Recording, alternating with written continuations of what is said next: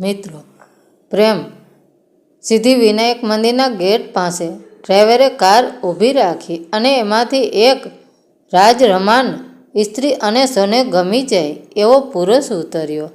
એ સ્ત્રી એટલે 45 વર્ષની કવિતા અને પુરુષ એટલે અવિનાશ. બંને પતિ પત્ની ધીરે ધીરે મંદિર તરફ જતા હતા. સ્વાભાવિક રીતે જેમ પુરુષની આદત હોય એમ અવિનાશને મંદિર ઉપર બાંધેલી રૂમ અને બદલાયેલા મંદિરના બાંધકામ પર ચર્ચા શરૂ કરી. પણ કવિતાનું મન બીજા જ વિચારે ચડ્યું હતું. એના મનમાં જાણે તોફાન મચ્યું હતું. આજે 21 વર્ષે કવિતાએ આ મંદિરમાં પગ મૂક્યો હતો. બધું જ બદલાયેલું હતું. મંદિરની આજુબાજુનું વાતાવરણ, મંદિર પણ કેટલું બદલાઈ ગયું હતું. અને એ પોતે પણ તો 21 વર્ષ પહેલાં એ આ મંદિરમાં આવતી ત્યારે એક મસ્તી હતી. ચાલ દોડા દોડીથી ભરેલી હતી અને સાથે વિનયને મળવાની ઉતાવળ રહેતી હતી. આટલા વર્ષોમાં એણે એક દિવસ વિનય અને અવિનાશની સરખામણીમાં જ કાઢ્યા હતા. કવિતાના લગ્ન જયપુર થયા હતા ન કહેવાય. એણે આવેલા માગામાંથી કંઈ વિચાર્યા વગર અવિનાશ પર હાની મહોર લગાડી હતી અને એને ખબર હતી કે એ મહોર અવિનાશ પર નહીં પણ જયપુર પર હતી. કારણ એને આ શહેરમાં રહેવું ન હતું. મુંબઈ એને હંમેશા વિનયની યાદ તાજી રખાવશે એવી એની માન્યતા થઈ ગઈ હતી અને એ આ શહેરથી દૂર ભાગવા માગતી હતી. પણ એ મંદિરમાં જતાં જતાં પણ એ વિચારતી હતી કે જયપુર જઈને શું એ વિનયને ભૂલી શકી હતી? એવું નહોતું કે એ અવિનાશ સાથે ખુશ ન હતી. સુખ સમુદ્રથી ભરપૂર ઘર હતું. ઘરે કોઈ વાતની કમી ન હતી. અને કહેવાય છે ને કે મનને બધી વાત વિચારવાની છૂટ હોય છે. એમ એ ક્યારેક છુપી રીતે વિચારી પણ લેતી કે શું વિનય સાથે એ પરણે તે તો એને આ બધું મળત.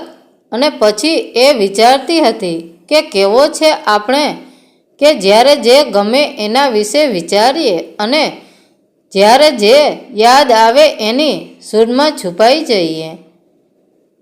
વિનય એ કવિતાનો પ્રથમ પ્રેમ ભૂલાતો નથી એમ કહેવાય છે. પણ કવિતા બહુ વાર વિચારતી કે કેમ ન ભૂલાય. પ્રથમ પ્રેમ કદાચ એક વિજાતીય આકર્ષણ, એક વિજાતીય વ્યક્તિનો સંપર્ક અને એ સંપર્કના કારણે જ ભૂલાતો નથી. આ પ્રથમ પ્રેમ આ સંપર્કના સંબંધની જાણકારી કરાવે છે. પ્રથમ પ્રેમ કવિતા પણ માનતી હતી કે વિનય પણ એટલે જ નહોતો ભૂલાતો કારણ એ પ્રથમ સંપર્કની અનુભૂતિ એણે જ તો એને કરાવી હતી. મંદિરના ગેટથી કરીને બાપાની મૂર્તિ સુધી પહોંચતા એણે જાણે એનો આખો ભૂતકાળ નજર સમક્ષ દેખાઈ ગયો હતો. ત્યાં બાપાની મૂર્તિ પાસે એ લોકો પહોંચી ગયા.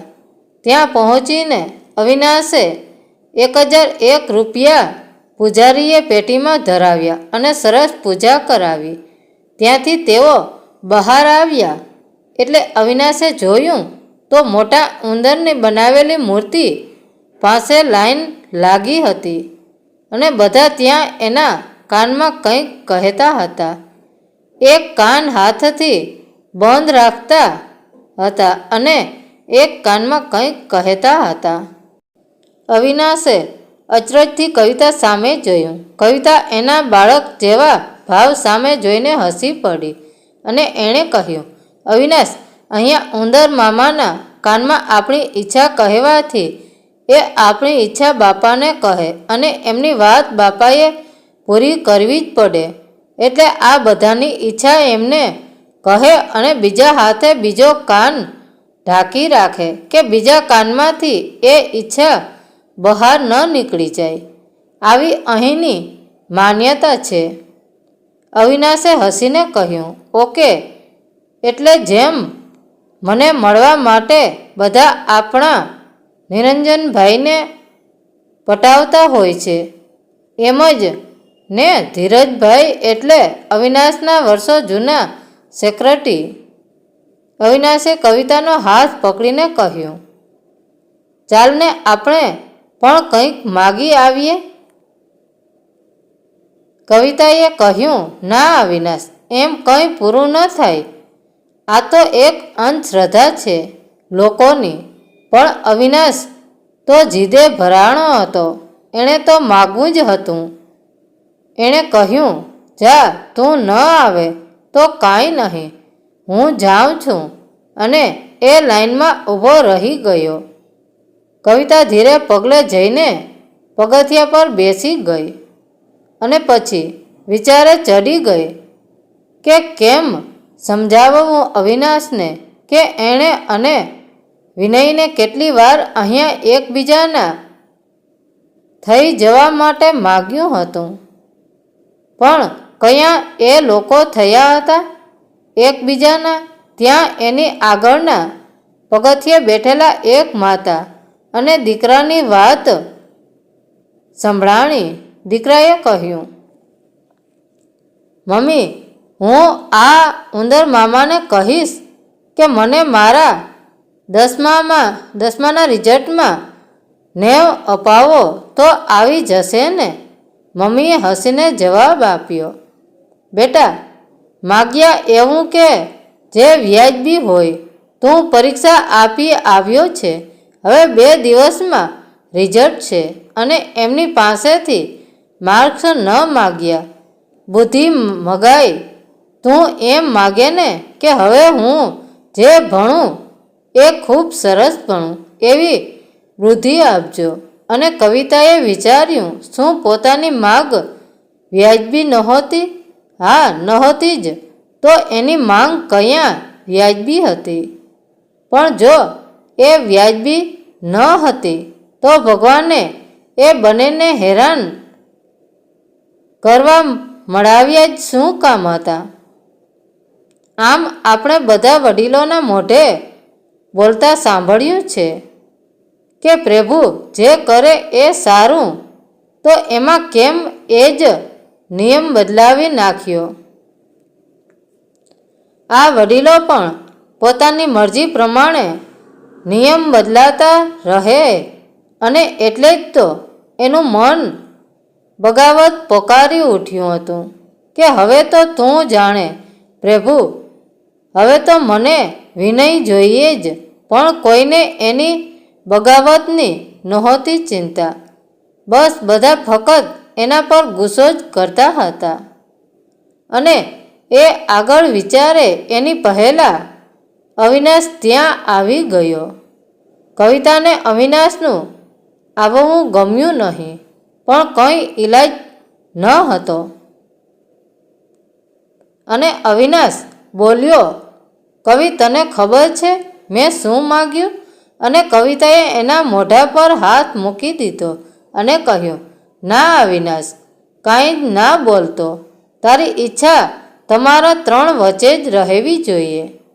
કોઈને કહીશ તો એ ઈચ્છા પૂરી નહીં થાય.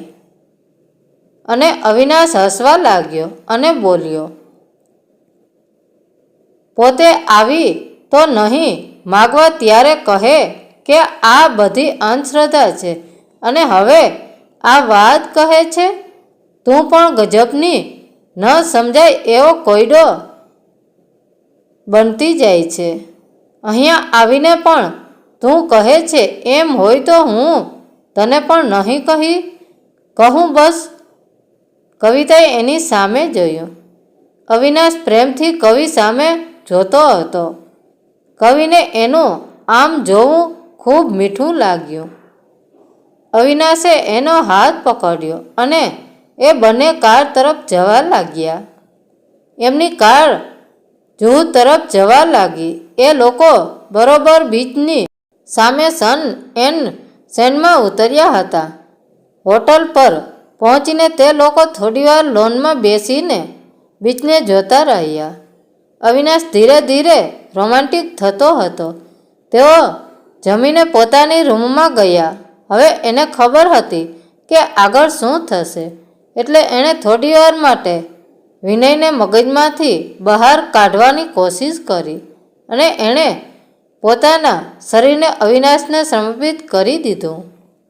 પણ મન સમર્પિત ન કરી શકી. અવિનાશને નીંદર આવી એટલે તે ઊભી થઈને બાલ્કનીમાં રાખેલા સોફા પર બેઠી અને પાછી ભૂતકાળમાં સરી પડી. આજ એ જુહુ બીજ હતો. હમણાં પણ સમુદ્ર સામે જે ઘૂઘવાટા મારતો હતો એને લાગતું હતું જાણે સમુદ્ર એની સામે જોઈને ના એને વિનય વગર જોઈને એની પર હસતો હતો. કારણ એણે અને વિનય કસમ ખાધી હતી કે જ્યાં સુધી આ સમુદ્રમાં પાણી હશે એ લોકો એકબીજાનો સાથ નહીં છોડે અને એકબીજાને પ્રેમ કરશે અને હંમેશા સાથે રહેશે.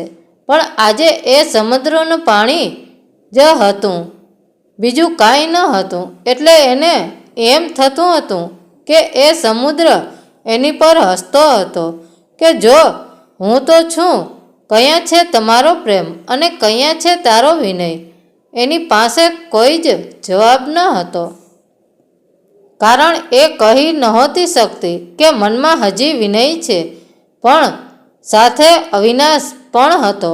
એને યાદ આવ્યું કે એકવાર ભૂલથી વિનયનો હાથ એના હાથ પર આવી ગયો હતો અને પછી એને એ સંપર્કનું જે વ્યસન લાગ્યું હતું એ દિવસ પછી એણે પોતાને વિનયને સમર્પિત કરી દીધી હતી.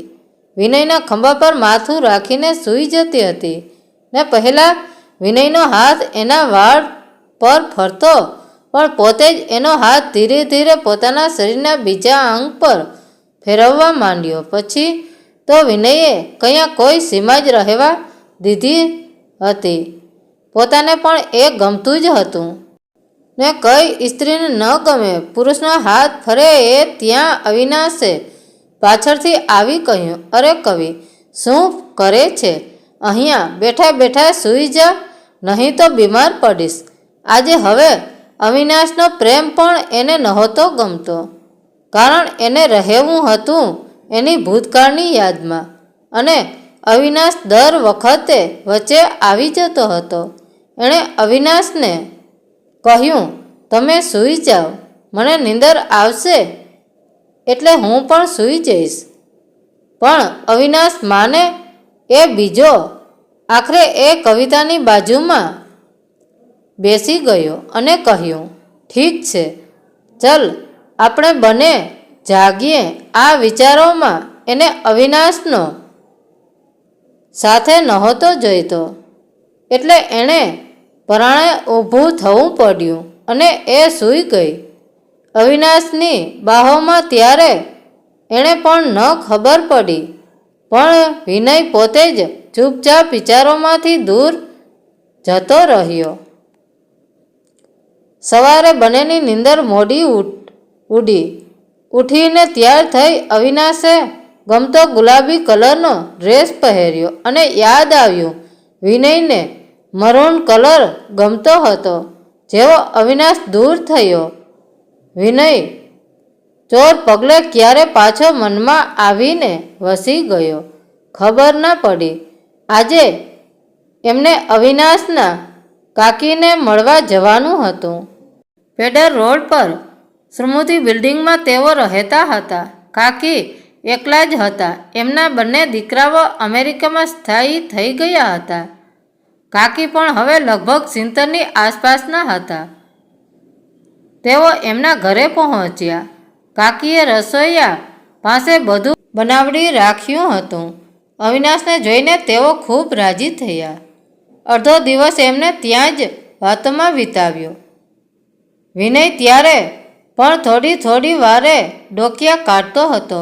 મનમાં ખૂણામાં પણ હમણાં એણે વિનયનું રાજ ન ચલાવવા દીધું.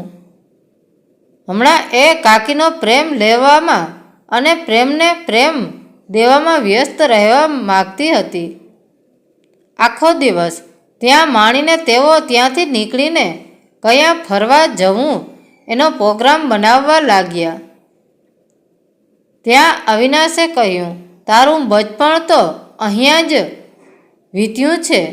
તારી કોઈ ખાસ ગમતી જગ્યા હોય તો કહે ને, તો ત્યાં જઈએ. કવિતાએ કહ્યું, અવિનાશ, મારી માટે આખું મુંબઈ ગમતી જગ્યા હતી. કોઈ એવી એક જગ્યા નથી.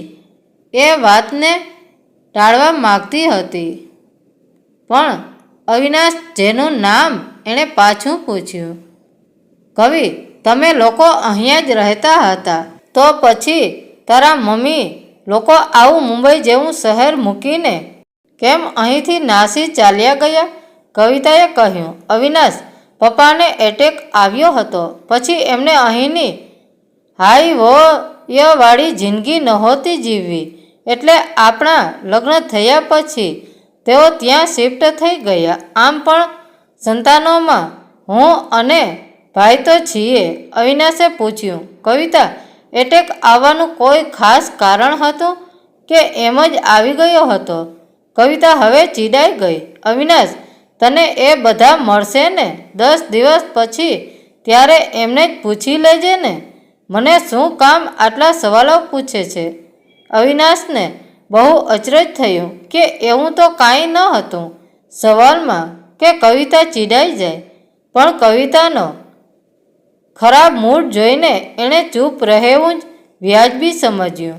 ઓકે, ચાલ, મને હવે એ તો કહે કે ક્યાં જશું? આપણે મુંબઈ ફરવા માટે વહેલા આવ્યો તો તારું મુંબઈ તો બતાવ મને. કવિતાએ કહ્યું, એવું કાંઈ ખાસ નથી મુંબઈમાં. પણ ચાલ, આજે આપણે મહાલક્ષ્મી મંદિરે જઈ આવીએ અને માતાના દર્શન કરી આવીએ. અવિનાશ માની ગયો. તેઓ ત્યાં જવા રવાના થયા. દર્શન કરીને કવિતાએ કહ્યું, ચાલો આપણે હવે નીચે પથરા પર બેસવા જઈએ. પણ નીચે ગયા તો ત્યાં હવે બેસવા દેતા નહોતા. બધે બાજુ જાળી બંધાઈ ગઈ હતી. એવી જાળી કે જેવી હવે અવિનાશના પ્રેમે વિનયના પ્રેમ પર બાંધી દીધી હતી. કવિતા થોડી નારાજ થઈ ગઈ. પણ પછી અવિનાશ સાથે બેસીને મહાલક્ષ્મીના ભજીયા ખાધા. એ સ્વાદ નહોતો બદલાયો. ત્યાંથી નીકળીને તેઓ હોટેલ પર જવાનું વિચારી રહ્યા હતા. ત્યાં અવિનાશે કહ્યું, ચાલ ને કવિ, આપણે થોડી વાર કિનારા પર ચાલીએ. કવિતાએ કહ્યું, ઓકે, ચાલ ચાલીએ. અને તે લોકો હાજી અલીની શરૂઆતથી કિનારા પર ચાલવા લાગ્યા. ત્યાં અવિનાશની નજર હાજી અલીની દરગાહ પર જવાના રસ્તા પર પડી. ઓચિતાનો એ બોલ્યો, ચાલને કવિ, આપણે પણ ત્યાં જઈએ. અંદર પાણીની વચ્ચે બનેલા એ રસ્તા પર કવિતાએ કહ્યું, ના અવિનાશ, મને ત્યાં જવામાં બહુ બીક લાગે. આપણે દૂરથી જઈએ. પણ અવિનાશને તો જાણે મુંબઈને બરોબર માણવું હતું. એ તો કવિતાનો હાથ પકડીને બોલ્યો, કેમ, મારા પર ભરોસો નથી? હું તને બરોબર સંભાળીશ. પછી કવિતા કાંઈ ન બોલી શકી. અવિનાશે બહારથી ફૂલની ચાદર લીધી અને તો પણ કન્ફર્મ કરવા એણે એ ફૂલવાળાને પૂછી લીધું, સાહેબ, એક વાત પૂછું? ફૂલવાળો તો રાજી થઈ ગયો કે કોઈ મોટો સાહેબ. એને સાહેબ કહ્યું. એણે કહ્યું, હા ભાઈજાન, બોલીએ ના. અવિનાશને પણ એ ભાઈજાન બોલ્યો એ બહુ ગમ્યું. અવિનાશે પૂછ્યું, हम हिंदू हैं पर हमें वहाँ जाना है तो हम जा सकते हैं ना? फूलवाड़ो कहे, भाईजान, यहाँ सब धर्म के लोग आते हैं. ख्वाहिश है पूरी होती हो इसलिए, या फिर ये बना है इसी जगह पे इसलिए, वो तो पता नहीं. पर भाईजान, आप किस लिए जाना चाहते हो ये तो बताओ हमें. अविनाशे कहूँ, झूठ नहीं बोलूँगा, पर ये पानी के रास्ते में से जाना है तो हो देखने के लिए ही जाना है। फूलों वारो हंसियो अने कह्યું, अच्छा लगा, सच बोला, इसलिए जाओ साहेब, पर मन्नत भी मानना, यहाँ मांगा हुआ पूरा होता है। અવિનાશ વિચારવા લાગ્યો કે મુંબઈ આમ તો માયાવી નગરી કહેવાય, પણ આટલો ભરોસો મુંબઈવાસીઓને ભગવાન પર છે એટલે જ મુંબઈ ટક્યું છે. મંદિર કે મસ્જિદ કે દરગાહ જ્યાં જઈએ ત્યાં જે માગીએ એ પૂરું થાય, એની લોકો ગેરંટી પણ આપે છે. અવિનાશ આ બધું વિચારીને થોડું હસી પડ્યો. એ અને કવિતા અંદર જવા લાગ્યા. અવિનાશે કહ્યું, કવિતા, મારો હાથ પકડી લેજે ને, કંઈ નહીં થાય, આટલા લોકો જાય છે ને. કવિતાએ વિચાર્યું કે અવિનાશને કેમ સમજાવે કે એ અને વિનય કેટલી વાર આવી ગયા હતા. આ રસ્તો એની માટે એક પરિચય રસ્તો હતો,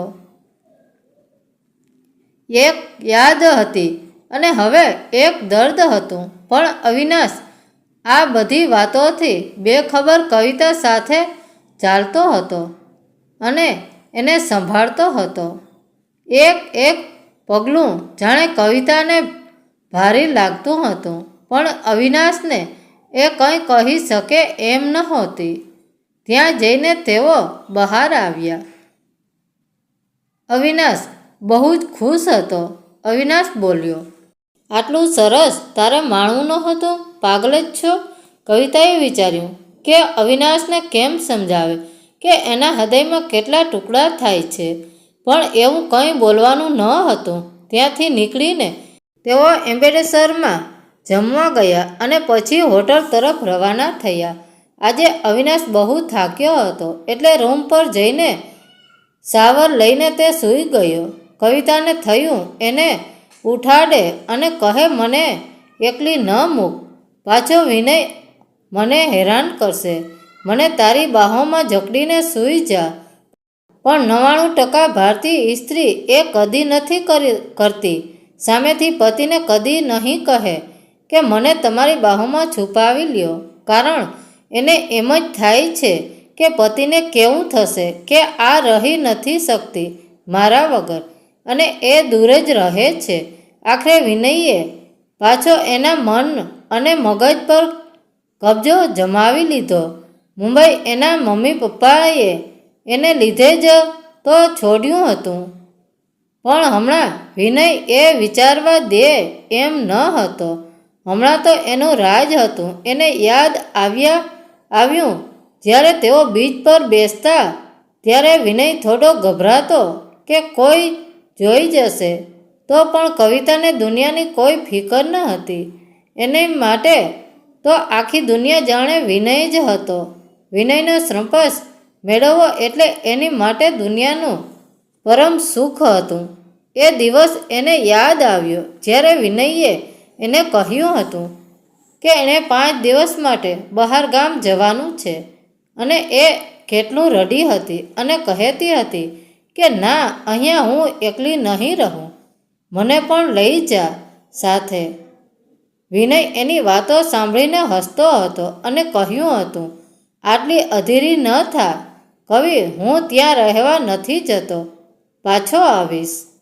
પણ કવિથી એનું દૂર જવું સહન જ નહોતું થતું, અને એ દિવસે વિનયે એને ચુંબનના વરસાદથી ભીંજવી નાખી હતી અને બીજે દિવસે એ ચાલ્યો ગયો હતો. કવિતા 5 દિવસ કોલેજ નહોતી ગઈ. એને કંઈ કરવું ગમતું જ નહોતું. એને તો બસ વિનય અને એનો સંપર્ક જોઈતો હતો. એ દિવસે એને ખબર પડી કે એને જો વિનય નહીં મળે તો એ પાગલ થઈ જશે. કેટલું પાગલપણું હતું. ત્યારે એ સંપર્કનું આખરે તો વાસના જ હતી ને. પણ કવિતા એમાંથી બહાર નહોતી આવવા માગતી. વિનય પાસે રહેતી ત્યારે એને એક ડર હંમેશા રહેતો કે શું આ બંધન એના માતા પિતા, એનો સમાજ સ્વીકારશે? વિનય તો ચોખ્ખી ના પાડતો અને કવિતાને કહેતો કે આ સંબંધ કોઈ શરતે આગળ નહીં વધવાનો, હજી જોઈએ તો આપણે પાછા ફરી જઈએ. પણ કવિતા કહેતી, વિનય તું મારી સાથે ભાગી ન શકે, આપણે બંને ભાગી જઈશું. અને વિનય જરા હસીને ચૂપ થઈ જતો. એની આ ભાષા એને સમજાતી જ નહીં કે એ કેમ હસીને ચૂપ થતો. પણ વિનય વાતને ટાળવા કહેતો, કવિ હમણાં એ ચિંતા કરીને કંઈ નહીં મળે, હમણાં ચાલ જિંદગીની મજા માણીએ. અને એ પોતાને એને સમર્પિત કરી દેતી. આજે એ વિચારતી હતી કે શું એ સાચી હતી, પણ ત્યારે જોબન પૂર બહારમાં ખીલવા જ માગતું હતું અને એનો પોતાનો એની પર કોઈ કાબુ ન હતો. અને આખરે એ વાત ઘરવાળાઓને ખબર પડી ગઈ અને ઘરમાં આખા કુટુંબમાં તોફાન મચી ગયું. બધા જ બોલતા હતા, કોઈ એવું ન હતું કે એ ચૂપ હોય. આજે 2 વર્ષ ઘરમાં આ વાતની ખબર પડી હતી અને ખબર પડે ત્યારે આ થવાનું જ હતું એ પણ ખબર હતી. બધાનું માથું ફરેલું હતું. બધા બંને પર ગુસ્સો કરતા હતા. શું જવાબ આપો એ એમને પણ નહોતું સમજાતું. વિનય તો નીચું મોઢું કરીને ઊભો હતો. એ પોતે હજી કંઈક ચર્ચામાં ઉતરી હતી. વિનય એના સગા માસીનો દીકરો હતો, પણ જુવાનીએ કાંઈ વિચાર્યા વગર આ પગલું ભર્યું હતું. એની માસી પણ રડતા હતા અને એના પપ્પા પણ રડતા હતા. એમનાથી સહન નહોતી થતી આ વાત. એની મમ્મી અને એના માસા બંને ખૂબ ગુસ્સો કરતા હતા. કવિતાએ તેમ છતાં પણ બધાને સમજાવવાની કોશિશ કરી હતી કે મમ્મી હવે આવું બધું નથી રહ્યું કે માસીના દીકરા સાથે લગ્ન ન થાય. હવે જમાનો બદલાઈ ગયો છે. અને મમ્મીના હાથનો જોરથી તમાચો મોઢા પર પડ્યો હતો અને કવિતા સન્ન થઈ ગઈ હતી. એને એમ થયું કે જો હવે એ કંઈ પણ બોલશે તો અનર્થ થઈને જ રહેશે. એના માસા અને માસી વિનયને લઈને ચાલ્યા ગયા. પછી પણ મમ્મીનું ચાલુ જ હતું. એનાથી સહન જ નહોતું થતું. રાતના ઘરમાં રાંધણું જ નહીં, બધા ભૂખ્યા સૂઈ ગયા. રાતના એના પપ્પા એની પાસે આવ્યા, બાજુમાં બેઠા અને કહ્યું, જો કવિતા, આપણા સમાજની કોઈક મર્યાદા બાંધેલી છે કે જેમાં મામા માસી ફઈ કાકા એમ એકબીજાના છોકરાઓ એકબીજાને ન પરણી શકે. અને એ સમાજના નિયમોથી આપણે અલગ નથી રહેવાતું. અને તને ખબર છે વિનયને બહુ ગુસ્સો કર્યો તો. વિનયે એના મમ્મીને શું કહ્યું? એણે કહ્યું કે હું શું કરું, કવિતા મને છોડતી જ નહીં ન હતી. કવિતાની આંખો અચરજથી મોટી થઈ ગઈ. એને એ વાતનું બહુ દુઃખ થયું.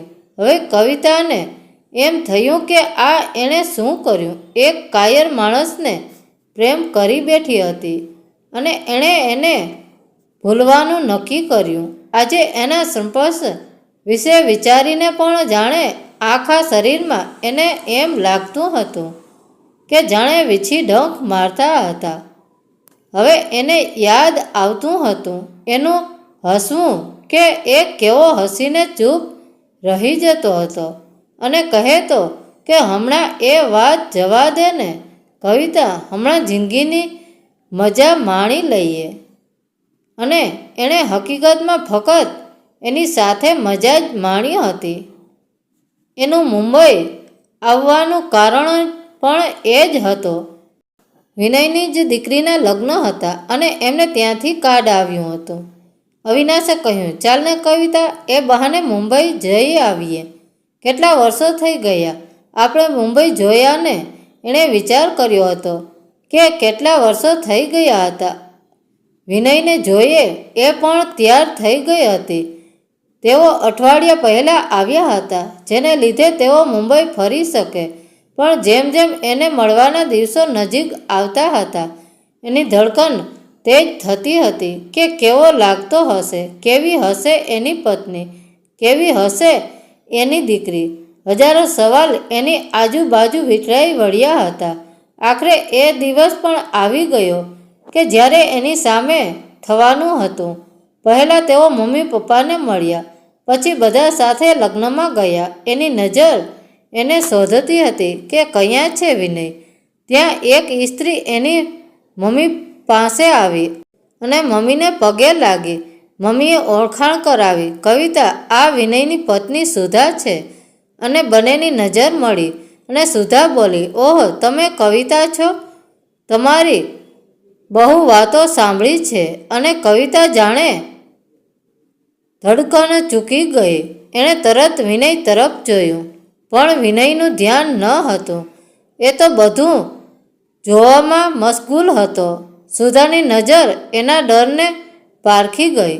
એણે કવિતાના હાથ પર હાથ રાખ્યો ને બસ નજરથી કંઈક કહ્યું અને ચાલી ગઈ. ત્યાં બેઠેલા એના મમ્મી પપ્પા બધાને ખબર હતી કે ત્યાં શું ચર્ચા થઈ અને કોણ શું બોલ્યું, પણ બધા એવી રીતે વર્તવા લાગ્યા જાણે કાંઈ થયું જ ન હતું. થોડી વાર થઈ ત્યાં વિનય આવ્યો, મમ્મી પપ્પાને પગે લાગ્યો અને પછી તે અવિનાશને મળ્યો અને એમનો લગ્નમાં આવવા માટે આભાર પ્રદર્શિત કર્યો.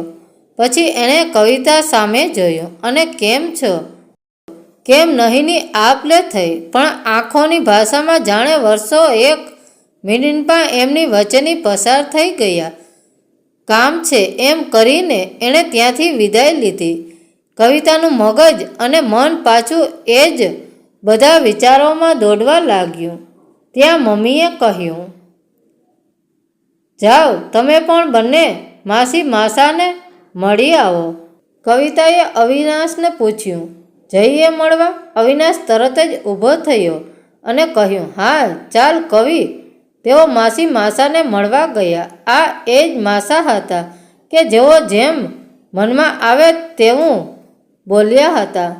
તેનાથી પપ્પાની તબિયત બગડી ગઈ હતી.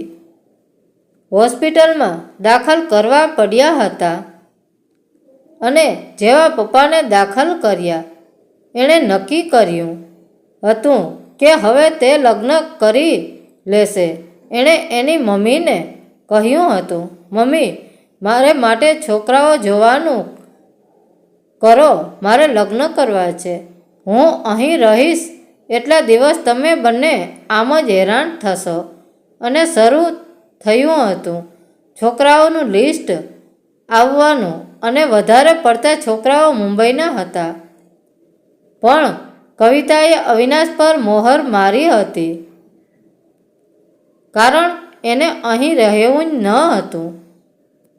તેઓ માસીને મળવા ગયા. ત્યાં જોયું તો માસાની તબિયત બિલકુલ સારી નહોતી. જાણે બેઠા હતા. માંડ માંડ તેઓ માસી અને માસાને પગે લાગીને ત્યાંથી નીકળી ગયા.